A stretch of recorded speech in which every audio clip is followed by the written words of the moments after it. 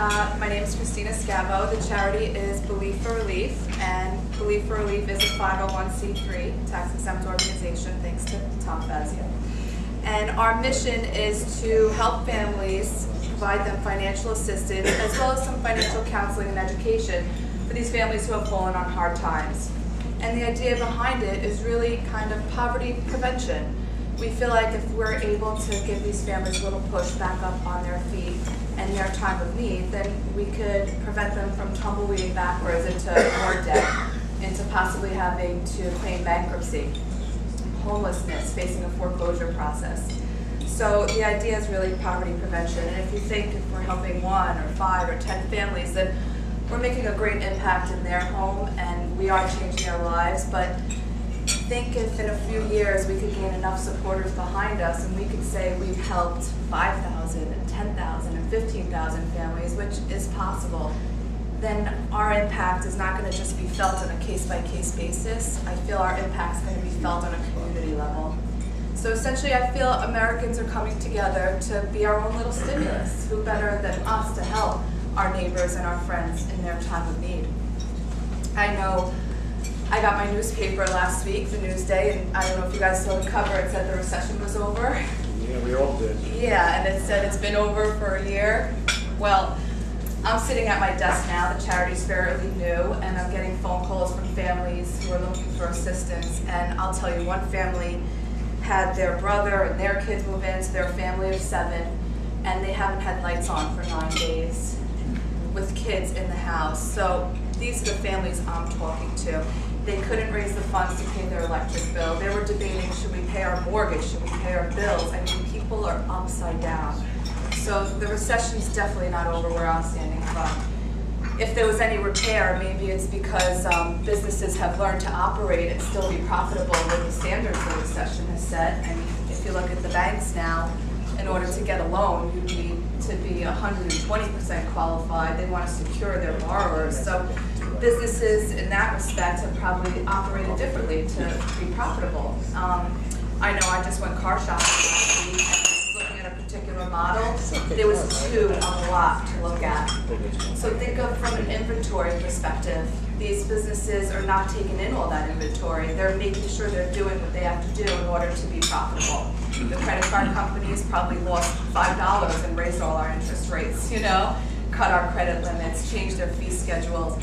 So there may be some repair in that respect, that these businesses are really operating differently. But who came into my home or your home or my neighbor's home and said, hey guys, you gotta change the way you're operating here or you don't have a chance at this recession? No one really came into these people's homes and said, this is what you have to do.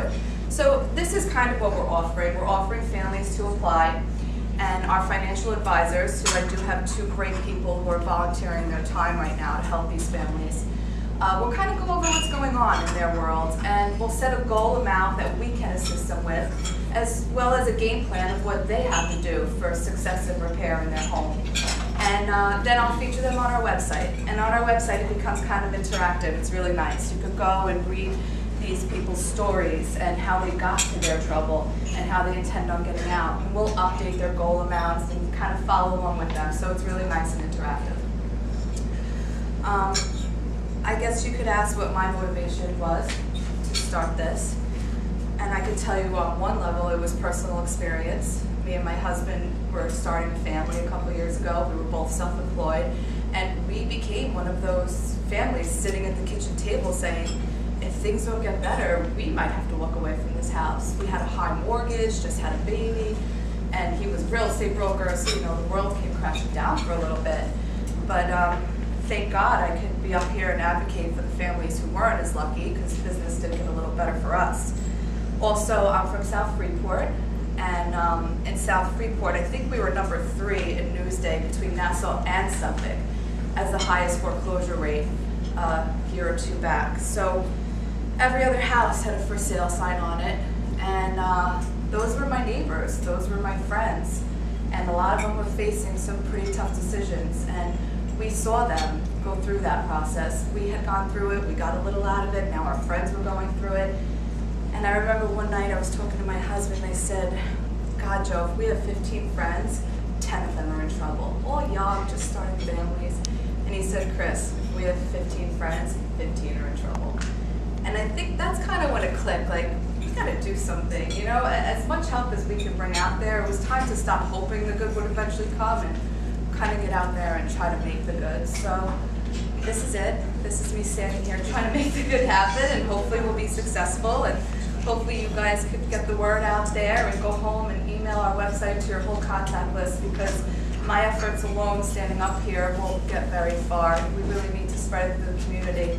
It's really, it's the efforts of many people that come together to create the greatest impact. So we feel like we could really make a difference. And if I'm able to do a pitch of what the Rotary Club does, then I'll consider myself really, really successful. So I really appreciate you guys having me here today.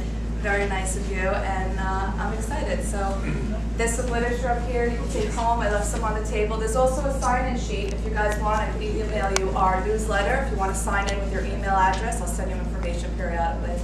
So thanks again.